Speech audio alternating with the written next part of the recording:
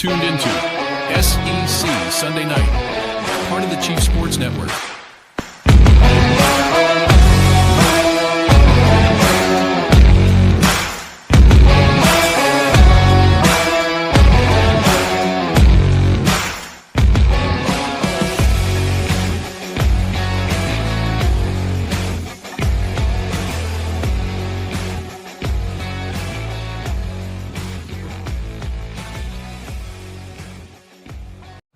This is SEC Sunday Night, part of the Chief Sports Network.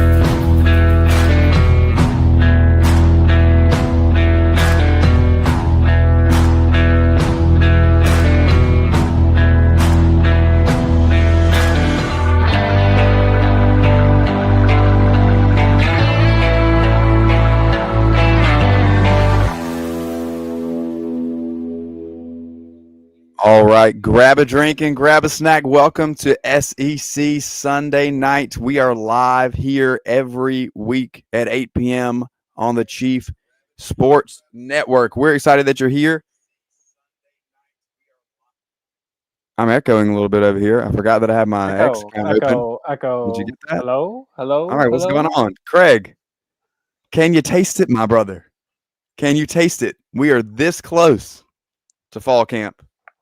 Oh, it's like Marshall and Charlotte are getting ready, buddy. I am excited. Let's go. I can hear that train coming down the track. Let's go, baby. Let's go. All right. Listen, we know that the early season shenanigans in Athens aren't going to be that exciting, but the rest of us are ready for some great matchups. Week one is insane. Absolutely insane. But before we get there, we do have fall camp. And so there's a lot of good things to talk about there. Tonight, we have some excellent guests with us. We have our friend, Drew Crabtree, who's already here. We'll have him in here in just a second. We're going to debate the greatest conference. We're going to talk about what's going on up there in your neck of the woods up north, the Big Ten. Yeah. And we'll kind of give the perspective of what's happening down here in the other conference, as we've been called in the SEC. And then later on in the show, we have Brad Crawford on to break down your list of top 5 SEC coaches and give his thoughts on how accurate or inaccurate you may have been in that article. According to Reddit, what an idiot. My gosh. Yeah, I love the comments. They're the best. Thank you guys for reading. We appreciate you tuning in. Thanks for reading. Keep sharing and letting everyone know that I'm an idiot. I appreciate that. So, hey, before we get going, I want to remind everybody that we are brought to you by Hewitt-Damaduras Law. If you need personal injury attorneys, these are your guys. Look, don't fall for the billboard. Don't call the number on the commercial. These are the people that you want to talk to, because Brad and Dean are going to have a real relationship with you. And that's what we care about, right? We don't need the big corporate. We don't need somebody where you're just a number. We need somebody who's going to be invested in your life, who knows what they're doing, who have decades of experience, and who are going to get it done. And so we're excited, as always, to be presented by Hewitt-Damaduras. And you don't even need to be able to say Damaduras. Dean himself couldn't spell Damaduras for years. I had to spell it for him in elementary school. So here we are. He made it. Maybe that's not the biggest advertisement for his ability as an attorney, but he can spell his name now. Don't worry about it. He'll get you taken care of. So make sure, if you need personal injury attorneys, hdlawsc.com. Again, that's hdlawsc.com. All right, Craig, what's going on in the news that we need to address before we talk about the Big Ten? Before we bring Drew in, is there anything you want to talk about? Gwyneth Paltrow? Do we need to get back into the Coldplay stuff? Well, no, I want to give a hats off to astronomer who performed a masterclass in PR. They had Gwyneth Paltrow shoot like a 30-second ad, like it came out Friday afternoon. And then for those of you that may not know, that may not be as granola as maybe me, Gwyneth Paltrow is the lead singer, Chris Martin's ex-wife. And she did just a masterclass talking all about astronomer and what a great job they did. So hats off to them. Was jamming to Coldplay all day today. It was a great day. We had a good little YouTube mix going on. The little one was rocking it. Absolutely loved it. I do have one question for you, though. If we're actually going to get and talk about a little bit of football, I see Jesse and Michael all fired up. How close is Waffle House to William Bryce? What's the closest Waffle House to William Bryce? It's close. I've seen this breakdown of like mileage. It's less than a mile. You can walk it. It's got to be closer because old Beamer got himself an analyst. He went to the Nick Saban School of Wayward Coaches. He brought himself on an analyst. Jeff Collins, formerly head coach of Georgia Tech, last year defensive coordinator for the University of North Carolina, coming in as a defensive coordinator. And I want to ask you, is this a good move? I know Lucas Intern was doing the happy joy dance earlier, but I want to hear it from you. Yeah, what you can't see from intern Lucas down there is not only is he providing the pine needle tea, but he also thinks Jeff Collins will be the eventual defensive coordinator at South Carolina if Clayton White is to take another job somewhere, maybe a head coaching position. So if, we'll set him up for I was wrong, or maybe that's the breakthrough moment and that's his great hot take, and we'll just keep leaning on intern Lucas. We'll see what happens. But no, I think that Beamer has done this all along the way. And so it doesn't surprise me. You've had Freddie Kitchens on the staff before. Obviously, Mike Shula is the offensive coordinator, and so former head coach there as well. And you're looking, I think, if you're Shane Beamer, just to add perspectives to the staff. And I don't think that it's a bad move ever to put somebody who's been in a head coaching role in there. I think that the overall understanding, and obviously then Sean Elliott also chose to leave his head coaching position at Georgia State to come back. Yeah, I know. Coach, let's not rub it in, okay? Yeah, well, you wanted to broach this topic, Mr. Panther alum. So there you go.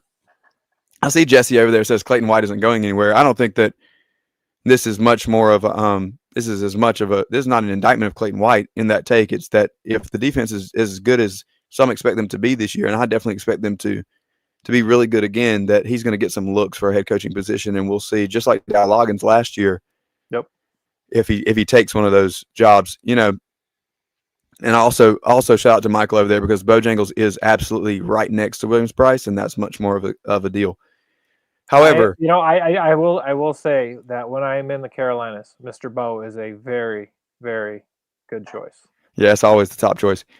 I love the Jeff Collins move. I think it's fantastic. It can't hurt you. That's the thing for me, is that it's not going to hurt you to have former head coaches, whether in analyst roles or position roles or coordinator roles, whatever the case may be, because they bring a different perspective. They look at game day differently. Yep. Than somebody who's never sat in that seat. They look at preparation differently. They look at recruiting differently. And so that, I think it brings just total value to the program. So I'm fine. I'm all in on it. Bring on Jeff Collins and anybody else who's had that HC beside their name. It's going to be interesting to see where Beamer puts him. Is he going to be on the field? Is he going to be up in the booth? Kirby has done that with Boom quite a bit, where Boom sometimes is down on the sidelines. Other times he is up in the booth, kind of giving that information.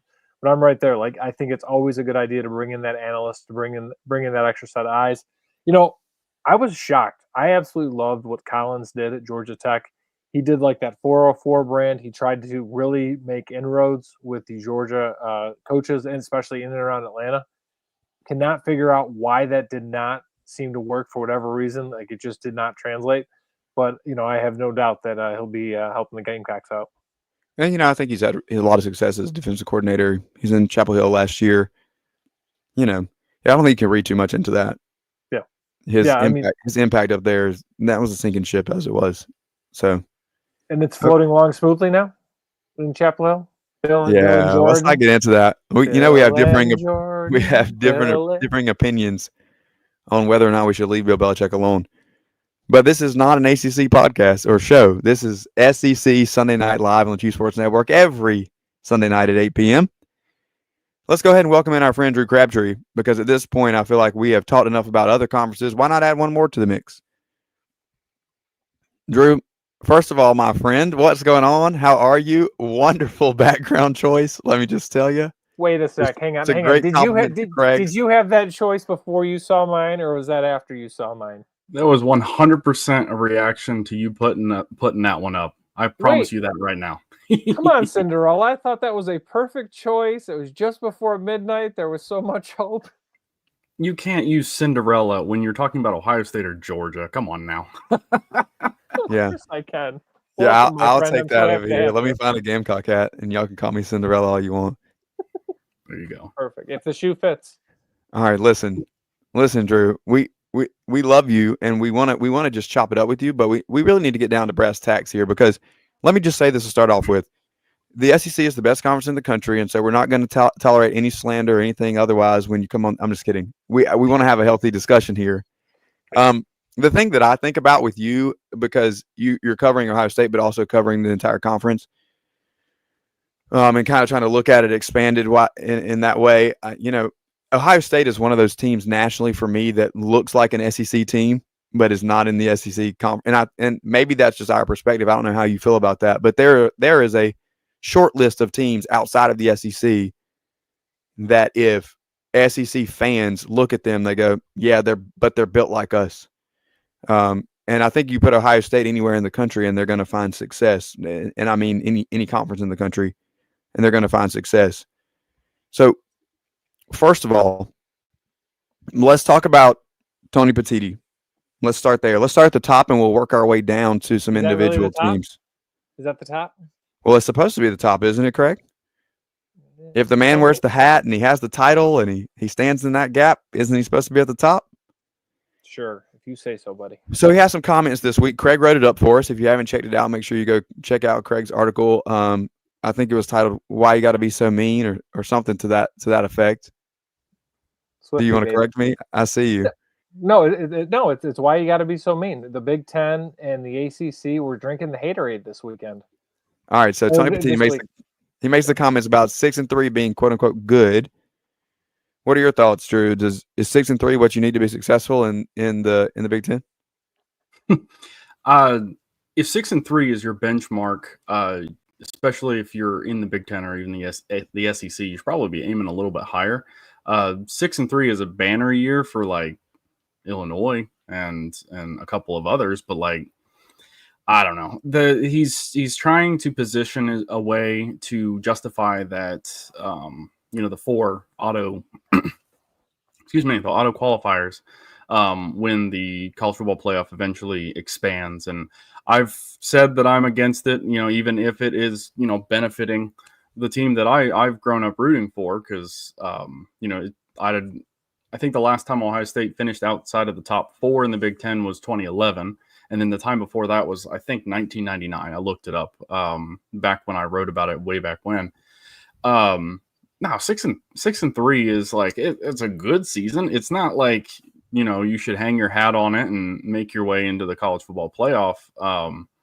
Obviously Ohio State had 2 in conference losses last year with that close one to Oregon. And then the game that still will never not baffle me with Michigan. Yeah, the loss to Michigan, of course. I'll never understand it. I'll never understand it. I'll be on my deathbed and I will remember the 2024 matchup, and I'll be like, I don't know what happened on the field, but whatever it did, it worked. And then, Ohio State went on the run. But yeah, Tony Petitti, he is doing his job in terms of making sure that the Big Ten tries to throw its weight around. And I still find it to be really weird. I'm like, if you got 3 conference losses, obviously, in the Big Ten, when they play 9 conference games, it's easier to get those 3 losses than if you play the 8. But yeah, I'm not in on that. If you lose 3 conference games, even if it's back when Indiana was in the division with Ohio State, Penn State, and Michigan, it's like, you're good, but I don't think that you're in the upper echelon and should be able to play in the college football playoff. You're headed for the Outback Bowl. Right. And I think that's the interesting part, because I heard the slight little dig there, the 9 versus the 8, because that was the other thing that seemed to be a big topic of conversation: 9 conference games versus 8. And the SEC does play 8 conference games, but everyone also does play an additional Power 4 team. The only one this year that doesn't is Ole Miss, because Wake Forest kind of ducked on them. I think they were just trying to make it easier on Tony this year. I don't know. Well, if you want to count Washington State, I don't. Where do we put them? Where do we put them? Not in the Power 4. They were when it was scheduled. Not gonna right now. No, it's where you rank. It's where you play them now. So I think that's my biggest question. Is Petitti's job is to triumph and build up the Big Ten. We know the SEC. We know that everyone wants the SEC to go to 9 games. ABC, the Mouse wants to do it. Big Ten wants to do it. Great, that's fine. How does Petitti and Greg Sankey get together and say, okay, let's go to 16. let's give us more access. Forget your math problem, the 4, 4, 2, 2, 2, 3, 1, 6, 7, 8, 9, 10, 11, 8, 6, 7, 5, 3, 0, 9 model, and just go to the 5 plus 11 model. Do you think there's a road there where we have a 5 plus 11? SEC says, sure, we'll play 9 games. Do you think we have agreement there? And then do you think we're a little more kosher there? Or do you think it's problematic? I would be surprised if either side blinks in one way or another, whether the Big Ten walking it back to 8 or the SEC jumping to 9, because one, we've got so long of building up all this conflict between the two. It's like you're not gonna take that L. Right. The only way that we're gonna do that is if we have complete uniform scheduling around college football, which would end up making it look like an NFL model, kind of like what I suggested before last season, like the promotion relegation, which is obviously pie in the sky. It'll never happen. The only way that we will get anything like that is if the NCAA decides that it has power and tries to figure this sort of thing out. But, the NCAA is just, 4 little letters, and that's about it. The Big Ten and the SEC, they own college football right now. And the only way is if they have some weird backroom, hashing it out kind of thing. I would be incredibly surprised. What about if they came together like in an alliance? Do you think that would help? Well, last time the Big Ten tried to go look with an each other in alliance, the eyes, right? Nice shot, Greg. Yeah. So I think that's the interesting part, and I wonder if Petiti is going to be under pressure, because obviously you heard it from Greg Sankey, the 5 plus 11, but you also heard your mark being very positive from the Big 12. Jim Phillips had an opinion for once and did come out and kind of I think he's in that 5 plus 11 model. So you're starting to see a little bit of that groundswell kind of seeing out there. And I just wondered, is that enough to put the pressure on Petiti? Does Sankey sort of kind of push that together and kind of move that through? I think what it'll take is the SEC getting an inordinate amount of teams in. Like obviously last year they got a good handful, but if they can get even more, like if Alabama or South Carolina had gotten in last year, I think it might have made the push a little bit, because they have this idea that there's no point in scheduling these big out of conference. So why not try to quote Kurt Signetti, the king poker, adopt an SEC type of schedule and schedule the FCS teams and so on and so forth, which I'm not really for. If Ohio State wants to schedule Youngstown State, I'm fine with it because they're in state. Grambling was a last second addition because that Ohio State and UConn backed out of theirs, but which wasn't exactly a powerful out of conference. But I think the only way for them to actually get moving, the Big Ten get moving on changing anything, is if the SEC has a ridiculous number of teams plus a 4th Big Ten team getting left out. Like if Ohio State, Penn State, Oregon make it, and Michigan is just outside, or even Illinois is just outside, and then they have that entire argument. I think the only way is the Big Ten get screwed, which would never happen. It's funny that Signetti said that too, because I got the stat this week from our owner here on Chief Sports Network, who did the math to see Power 4 games out of conference this year, by the conference, with 18 teams in the Big Ten, 16 teams in the SEC. It was 19-13 SEC to Big Ten in terms of game scheduled Power 4 opponents out of conference, and that included Washington State in both realms. So if you drop it down, I think the Big Ten plays Washington State and Oregon State, so that would drop you down to 11, drop the SEC down to 18. But regardless, there is more Power 4 out of conference.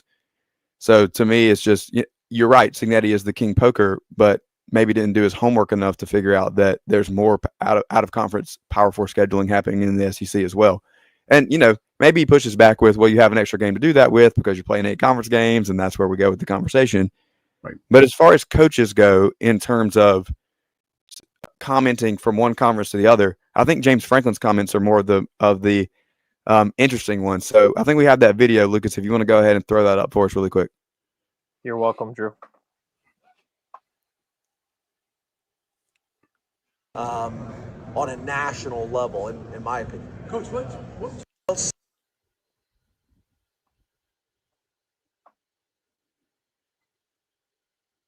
See, it's a different vibe and it's a different feeling. I think that other conference, when they have their meetings, there's essentially a press conference every single day at the end of the meetings. It keeps people talking about that conference at a time of the year and makes them relevant. We're not doing that. We need to be talking about the Big Ten and our programs and the things that we have done, and making it as accessible to everybody as we possibly can, and connecting with the fans. And don't misinterpret what I'm saying. I think Vegas is a special place, and I think they run events as well as anybody. But it's a different feeling. It's a different feeling. And I've been at those other places where people are putting up babies for you to autograph and stuff. It's different. So I think there's still some things that we got to be strategic and smart about that are going to put our conference and our schools in the best position on a national level, in my opinion. Coach, what? All right, Drew. So obviously you have a coach here who's coached in both leagues. He's kind of seen both of the dynamics that you have going on, and is quite honestly not pleased with the presentation at Big Ten Media Days. From your perspective, somebody who's followed the league, followed these teams for a really long time and does a great job of covering it, what's your take on his comments? I think he's completely correct. The other conference thing is funny coming from James Franklin. I'm like, I get that you coached at Vandy, but I don't think that you're the one that should be making those comments, my friend. But that aside, no, I do think he's correct. A buddy of mine for another show, Saturday Glory, he went over this entire thing as well. It's like he's got a point. When you think of Big Ten, yes, we have the West Coast teams. When you think of Big Ten, you don't think Las Vegas. Indianapolis is that. Indianapolis is right there. Indianapolis or Chicago for that matter, because it's right here in the Midwest. And I think he led up into that, or it was right after that comment itself. He mentioned that a lot of the people on the ground, a lot of the beat writers and so on and so forth that could have attended, couldn't. I am one of them. I could afford to drive 3 hours to Indianapolis from here in, tropical Toledo, Ohio, but nice area. A flight to Las Vegas is not happening from me. So it's going to Indianapolis was a self-serving thing for me, but like he's completely correct in the sense that, it was mind-boggling when they announced that they're going to Vegas, because Vegas does not have a Big Ten footprint. I understand that we have UCLA, USC, Oregon, Washington out there. They've had one season in the Big Ten. Yeah, Oregon won. But like, there's no footprint there. There's nothing Big Ten tying them there. Vegas throws a party, but like, there's nothing Big Ten out there. We were really lucky at Last Word on Sports to have both our Washington and Penn State writers make their way out there. Mm-hmm. But Indianapolis would have, at the very least, 14 of the teams. Maybe not Rutgers and Maryland, because they're still out there. But like, they would have had a much better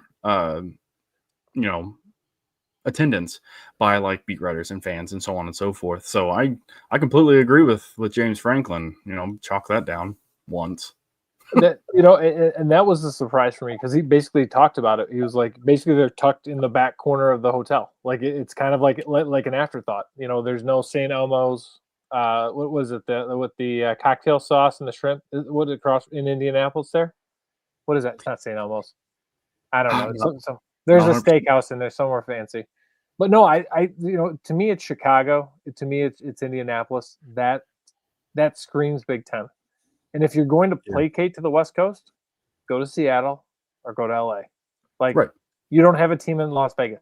Are they going to move the Big Ten championship to Las Vegas? Like, it doesn't make sense. It feels like not to bring up Coldplay again, but it feels like a man in a midlife crisis who can't figure out what they want, so they're gonna go out to Vegas for it. And I just don't think that fits, and I don't think that works. I would have understood a little bit more if it was LA because of the Rose Bowl tie. Yes, obviously exactly. it's not as Pac-12 and Big Ten anymore because the Pac-12 is dead and is not going to be a power conference when it brings in all these other state schools. But like, you at least have that footprint. You saw the Rose Bowl with Ohio State and Oregon, and it was standing room only. And Ohio State, Ohio State travels well, but like, you got LA, you have that. There is a Big Ten footprint if you're going to placate the West Coast. But yeah, no, the Big Ten headquarters are in Chicago. The Big Ten title game is in Indianapolis. It made no sense. Nope. All right, let me ask one more question before we get you out of here, Drew. Because obviously that's chalk one up in terms of media days for the SEC once again and being the dominant conference and grabbing attention. But let's look at teams that actually play on the field now, okay?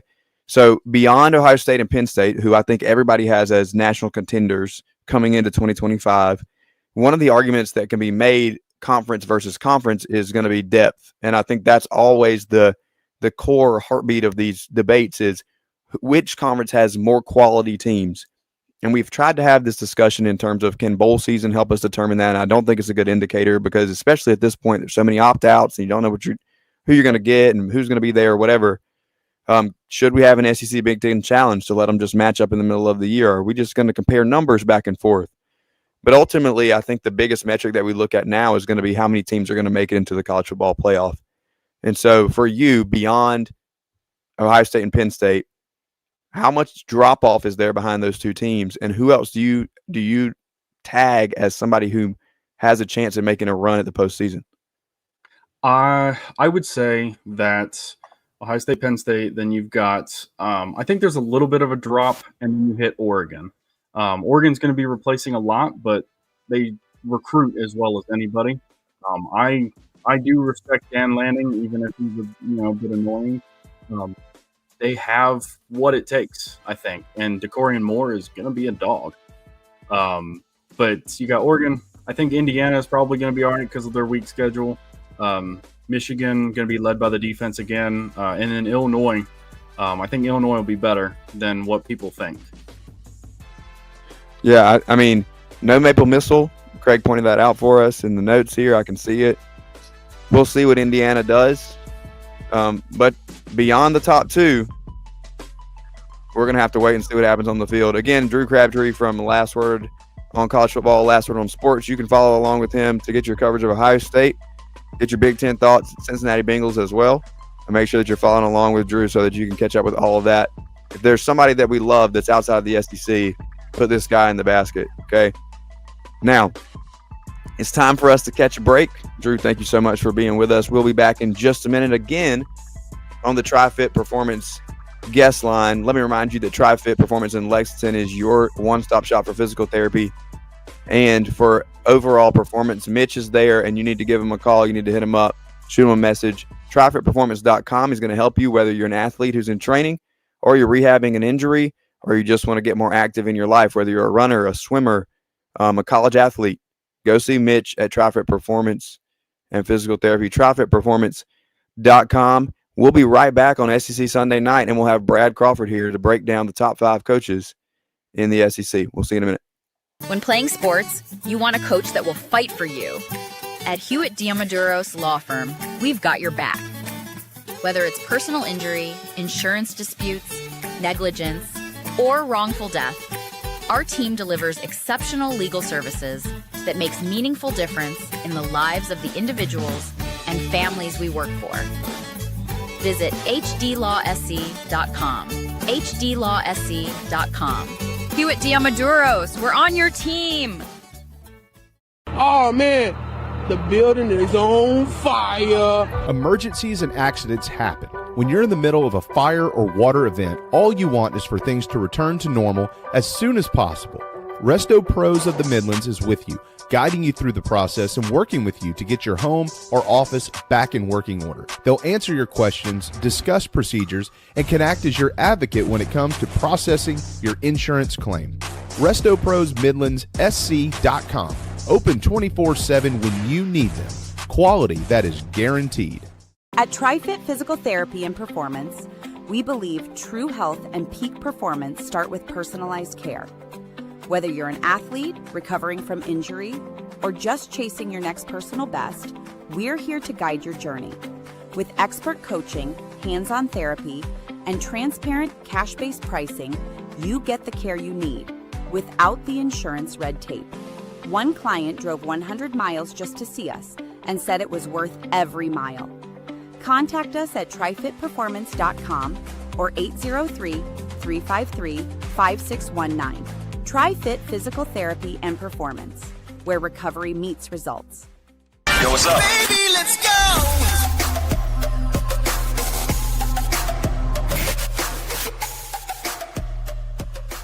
This is SEC, Sunday night on the Chiefs Sports Network.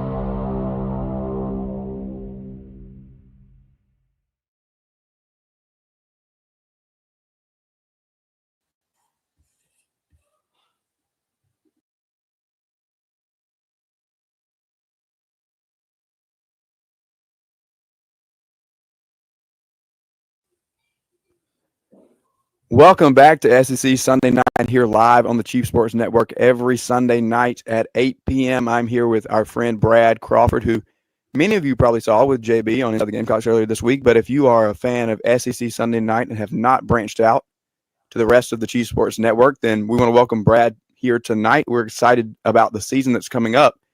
We're getting a little closer, Brad, to being able to really talk about some football. How you doing? Doing well, man. Yeah, we're about 2 weeks out from the start of fall camp at most programs, about 5 weeks from the season opener. Looking forward to getting into August and maybe some of this temperature lower down a little bit as we encroach into the season. Yeah, no doubt about it. We have an interesting stretch. I was talking to somebody this morning who just moved here from Pennsylvania. Ooh. And I'm in the upstate of South Carolina, and they made the statement, I thought that they moved in during the dead of winter, and we had a little bit of a stretch of a cold run there, and they thought they were getting away from it. And now here we are, and we're setting records for days above 90. I just was in my truck earlier, and it said 102.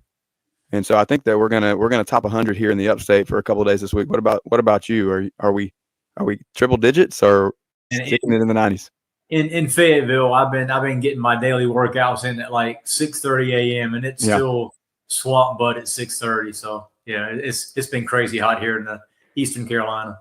Yeah, there's really no relief, but that tells me a little something too that we're headed towards football season. And it's good to finally be where you can taste it. You can tell that the practices are coming. But before we get into any actual teams or players, my friend and co-host here on SEC Sunday Night, Craig McMichael, had an article this week highlighting who he thinks are the top 5 coaches in the SEC.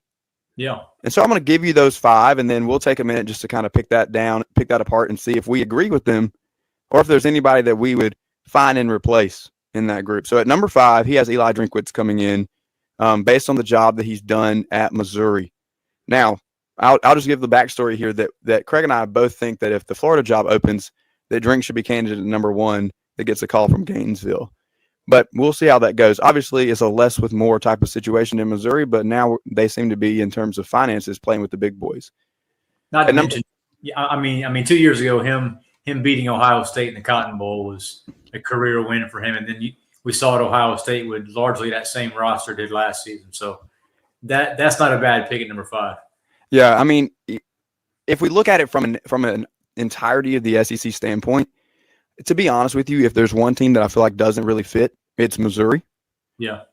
But that being said, you have to compliment him a little bit on what he's overcome, because I don't think that I'm alone in that sentiment that, hey, they're kind of an outsider.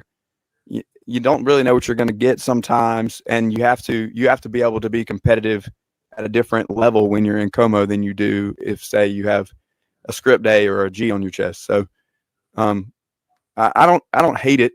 I kind of want to hate it, but I don't hate the fact that he has him at 5. At number 4, though, he has Brian Kelly at LSU.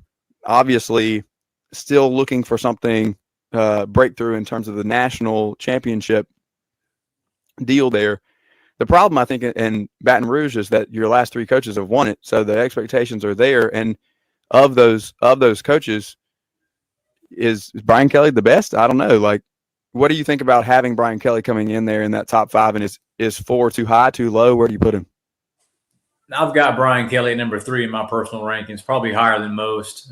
He's 35 and 36 in his career against top 25 teams. And there's only 2 SEC coaches, Kirby Smart and Kellen DeBoer, who have career winning records against top 25. And Brian Kelly's right there. Obviously, he got to the final championship game in 2012, lost Alabama while he was at Notre Dame. And I think had he recruited at a top 5 level at Notre Dame, he would have got back there and potentially won. We saw him take the Irish, despite not having a great roster, to several Final Four appearances. But that being said, it's win now mode for Brian Kelly in year 4. As you mentioned, last 3 head coaches there have all won national titles, and the last 2 have done it by the end of their 3rd season. Brian Kelly now entering year 4. So I think he knows, man, the writing's on the wall if he does not at least get to the playoff as one of those 12 teams this season. What are your expectations? If you have to pin it right now, as we look at LSU, I think they're pretty high on my part. I actually have them picked to win the SEC. And so sometimes I'm standing on an island with that, but I think that they have enough personnel coming in on defense to give Blake Baker the guys that he needs. I don't have any questions about the offense. We know that Nuss is going to gamble a little bit, but outside of that, they're going to have playmakers. He's a good quarterback. I think they're going to score points. What do you think in terms of the national scene? Where do they fit in? Yeah, I think LSU is going to be one of 4 SEC teams to make the playoff this season. Texas is my top seed. They're my preseason favorite to win the SEC and potentially win the Natty. Number 2 is Alabama, 3 LSU, and 4 Georgia. So I am expecting a little bit of a slide from Kirby Smart and the Bulldogs. But LSU's right up there, man. They had the top-ranked transfer portal class according to 24/7, and they have pushed all their chips to the middle of the table, knowing that Brian Kelly needed, like you said, defensive personnel, and he got that. I mean, they overpaid for Jack Pyburn, the edge out of Florida. Florida did not match the offer. LSU warned him he's going to start.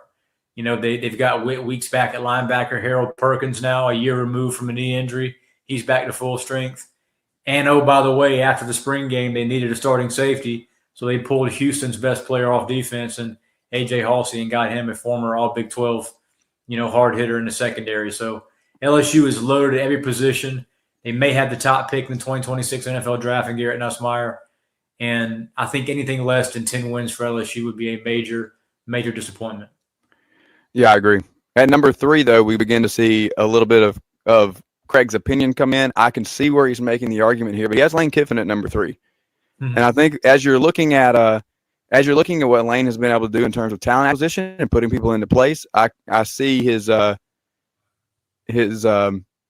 points to a degree. The point that I agree with that Craig always makes about Lane is that he is becoming the mouth and the spokesperson of the SEC from a media standpoint. With Nick Saban gone, you kind of have a void of who's going to be the coach that's going to be the one who does the talking, who's going to be out front.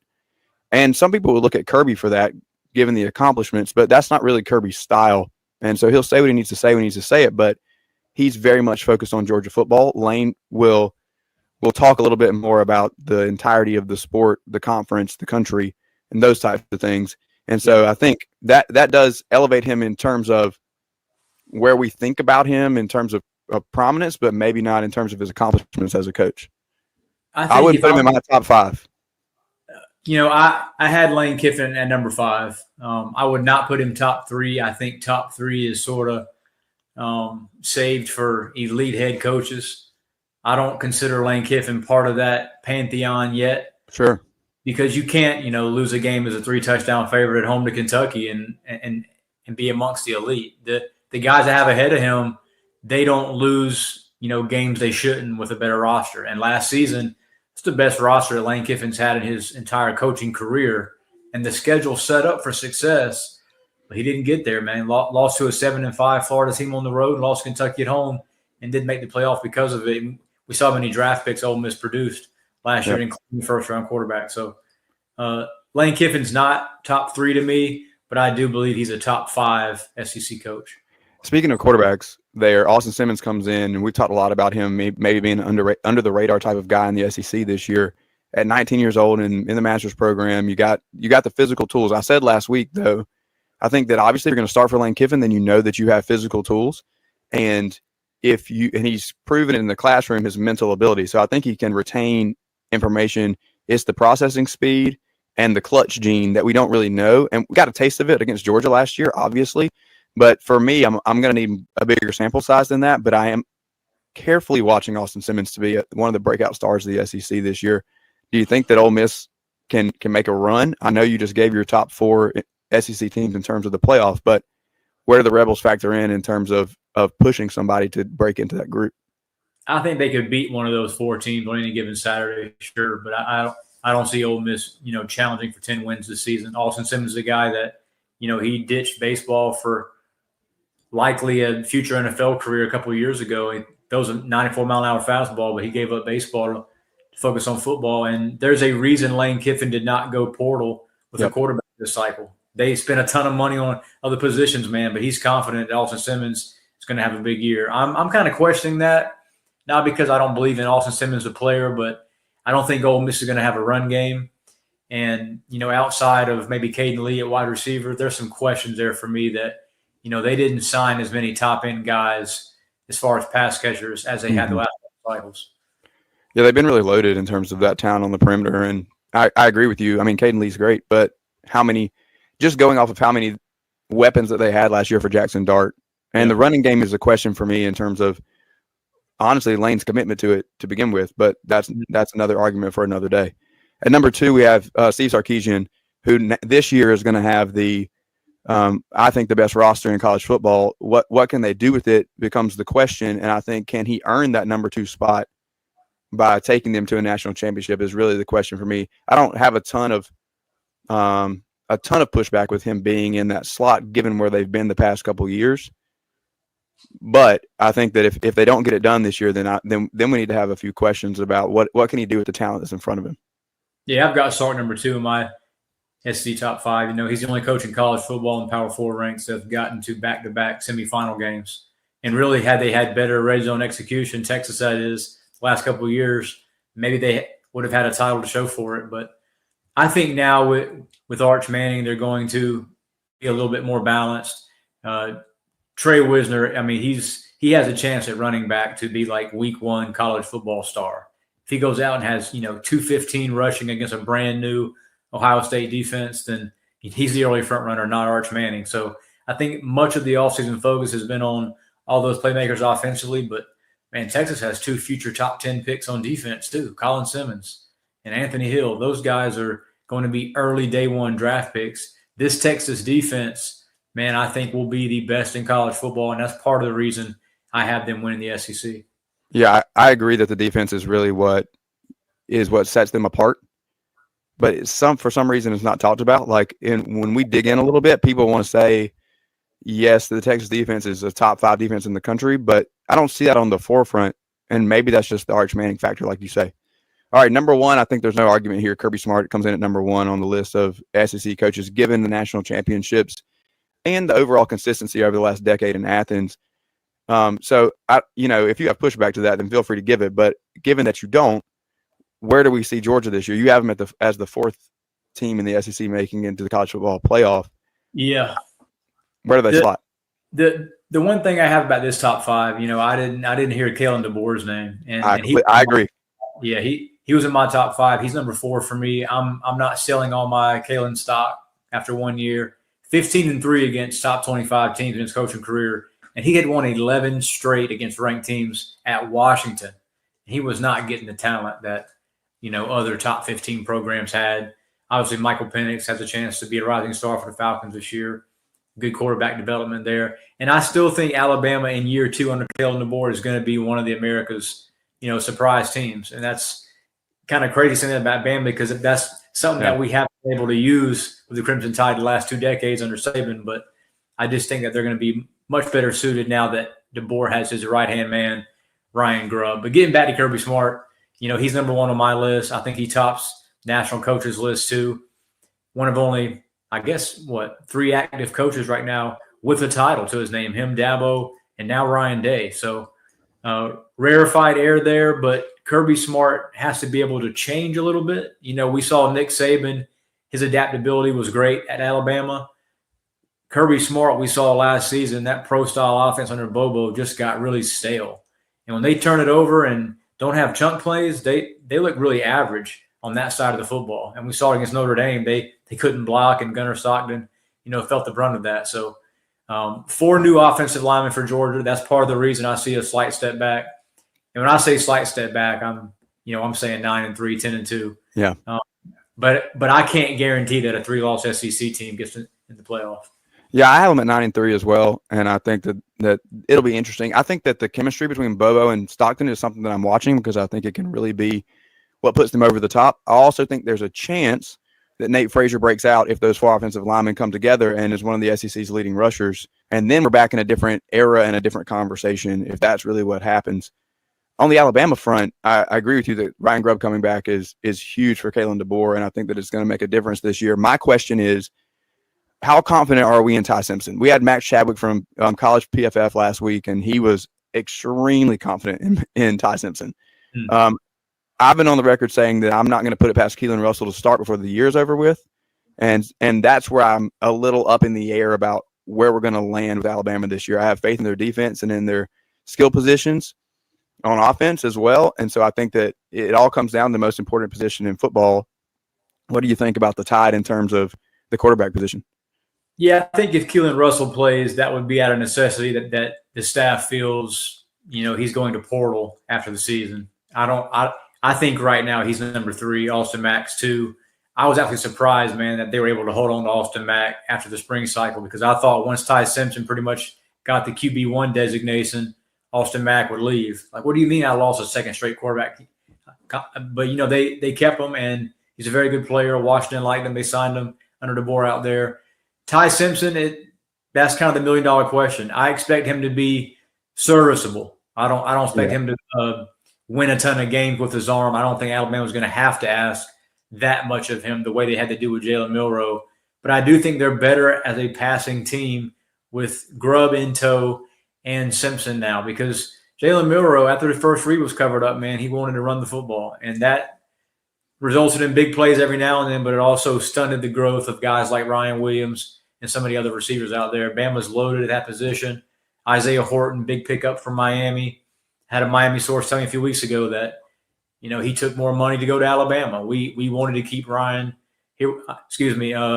Horton wanted to keep Isaiah here, and, he took more money. So I think Isaiah Horton, Ryan Williams, Jeremy Bernard, that's some elite wide receiver talent at Bama. And Ty Simpson's a guy who, had he lost this quarterback competition, that would have been the 3rd time in his career, which has to be an SEC record.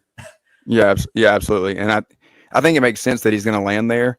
My question would be, like you said about Austin Mack, if things go sideways, to your point, who do we want to put our future in? Are we going to move on with Austin Mack, or are we going to move on with Keelan Russell? And I think that just from what I've heard mentally about Keelan Russell and his approach to the game and preparation, I think that the kid has a real future. And so I can see them putting all their eggs in that basket if Simpson starts to falter.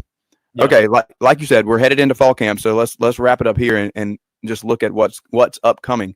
In terms of teams and personnel, is there anything particular that catches your eye that you're really looking out for? Obviously, when we look across the league, one of the things that I'm always watching for is injuries because depth is an issue at this point. But beyond that, is there a leading storyline that sticks out to you in terms of what fans can expect to hear out of fall camp across the SEC? I think a leading storyline, you're probably going to see a little bit more positivity and hype coming out of a College Station. I felt like before SEC Media Days, a lot of folks were down on Texas A&M. Coming out of Atlanta, there were more people, hyping A&M. I think the Aggies are like a 7-5 team. Agreed. One of my bold predictions last month was I don't think Texas A&M finishes the season in the top 25. And that's because Marcel Reed did not look great the second half of the year last year. Despite him being crowned the last few weeks as one of the SEC's top returning quarterbacks, I'm not sold on that yet. Colin Klein back at OC, and they have, ample wide receiver talent, but can Kevin Concepcion, is he a 1,000-yard guy in the SEC? Probably not. Where is he going to play outside of a couple targets at slot? So I want to see, development at A&M and what kind of positive vibes come out of College Station. Because I don't know. I've sold my stock on A&M as a SEC contender in 2025.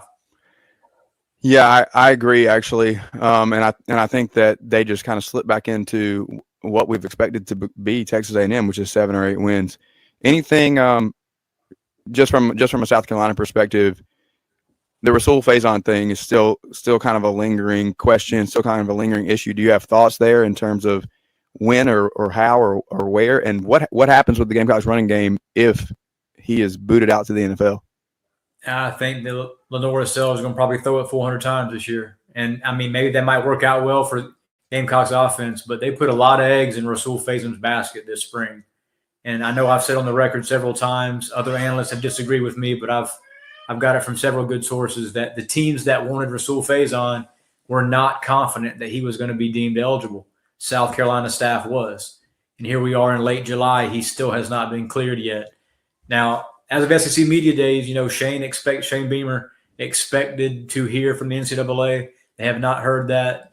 Here we are going into August, and he still has not been cleared. So that's a very big question for that offense. You want to have a guy who's capable of 1,000 yards in the SEC available to you. Another big question for me is, where is Brandon Cisse going to play in that secondary?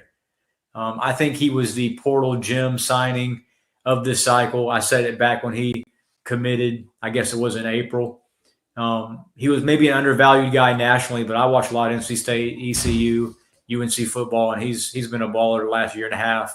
And just his versatility in the secondary, you probably already know who your 2 starting corners are, a couple returning guys there. But just, where he's going to fit in certain packages for Clayton White, I'm looking forward to seeing, where he gets slotted the next few weeks here in practice, and really what that Gamecock 2 deep looks like in late August before they roll into Atlanta and play Virginia Tech. Yeah, no doubt about it. I think that from a defensive standpoint, South Carolina has some moving parts, and they have some new faces. But the real question for me is, like you said, where do things fall? I don't have a question in terms of, on my part at least, the quality of talent that they have acquired and put together on the roster. You're going to have to see some guys step up that haven't necessarily done it before. But I've grown to trust that staff in terms of their evaluations. They tend to hit more than they miss. And so will they miss on some of these portal guys? Of course they will. But will they miss on the lion's share of them? That's highly unlikely. So Cisse is the like you said, he's the one that can kind of land in a lot of different places. And so it's a question of, is he too good not to put in this position, or are we really just putting him into our weakest other area and filling it with the strengths of the rest of the secondary? So yeah, a lot of things to look out for, and we'll be looking forward to talking to you more as we get into the into camp season. And then as the season kicks off, we'll be breaking down how we're moving from week to week in terms of what these games are actually looking like. Thank God it's almost time to actually talk about real football on the field. Thank you so much, Brad, for being with us tonight. We appreciate you as always. Brad Crawford, 24/7 Sports. Make sure that you follow along. At TriFit Physical Therapy and Performance, we believe true health and peak performance start with personalized care. Whether you're an athlete recovering from injury or just chasing your next personal best, we're here to guide your journey. With expert coaching, hands-on therapy, and transparent cash-based pricing, you get the care you need without the insurance red tape. One client drove 100 miles just to see us and said it was worth every mile. Contact us at trifitperformance.com or 803-353-5619. TriFit Physical Therapy and Performance, where recovery meets results. When playing sports, you want a coach that will fight for you. At Hewitt Diamaduros Law Firm, we've got your back. Whether it's personal injury, insurance disputes, negligence, or wrongful death, our team delivers exceptional legal services that makes meaningful difference in the lives of the individuals and families we work for. Visit hdlawsc.com. hdlawsc.com. Hewitt Diamaduros, we're on your team.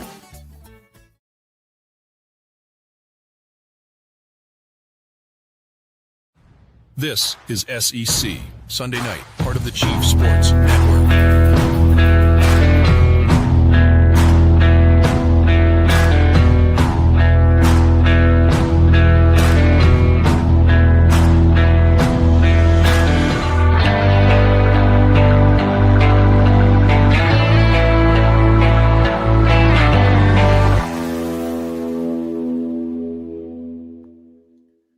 Welcome back to SEC Sunday Night Live here every week on the Chief Sports Network at 8 p.m.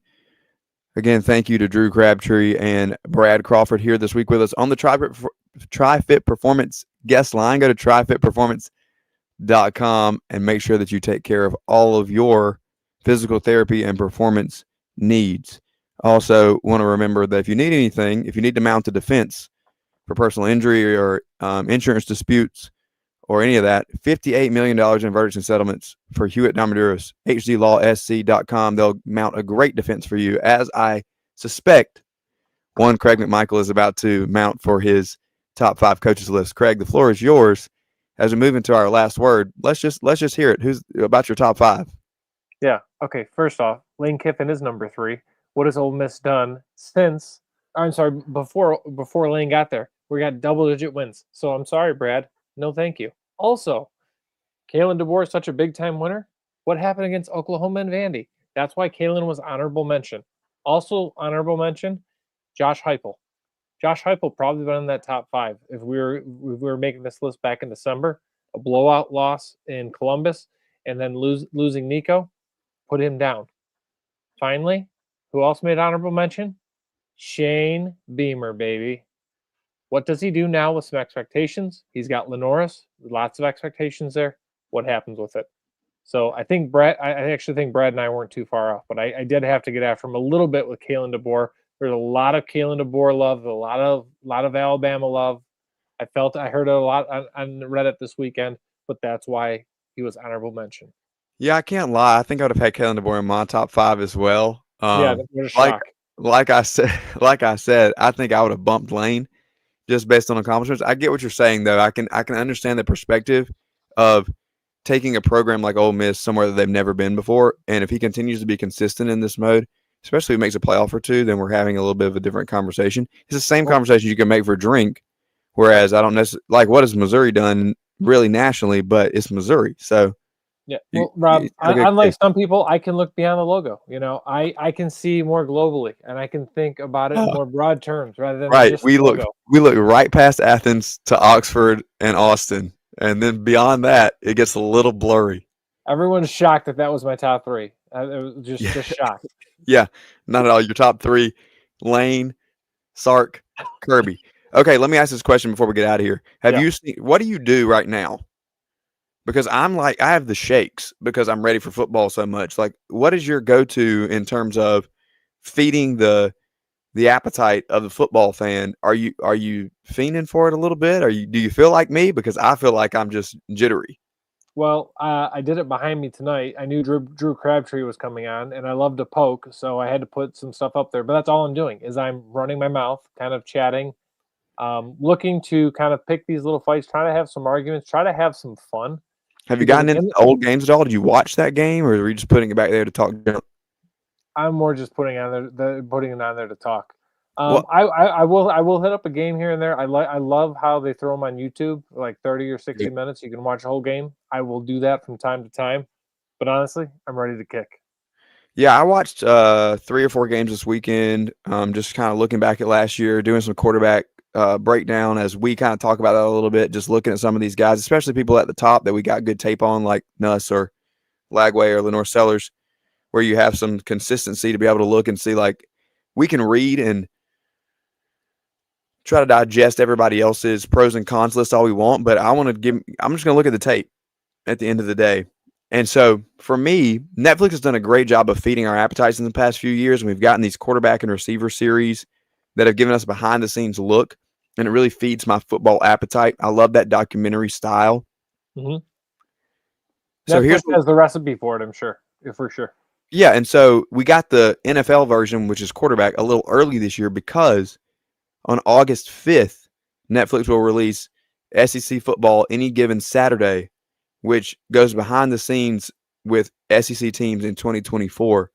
So I could not be more excited, as these series they've done in the past have been really, really good quality in terms of what I feel like just hearing from players, getting that locker room experience, breaking down certain moments.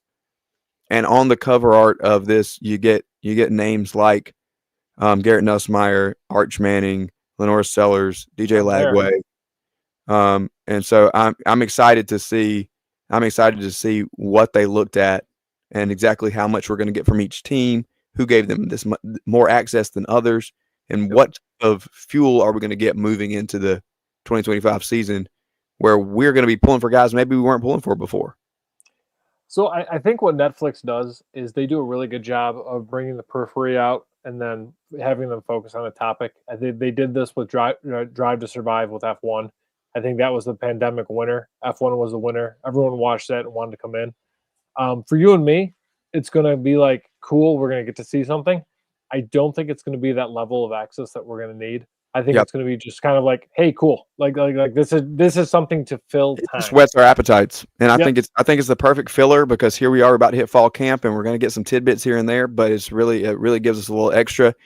I want to say thank you to my co-host here, Craig McMichael. Always, it is a pleasure to have you in. For joining in.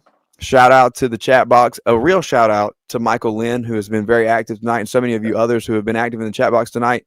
Lucas, we're going to try to figure out if we can see how to kick Casey out of the chat box before next week. This has been SEC Sunday Night here live on the Chief Sports Network every Sunday at 8 p.m. Brought to you proudly by Hewitt Damaduras, and we're excited. When we get back together, we'll be one step closer to kicking it off. We'll see you next time.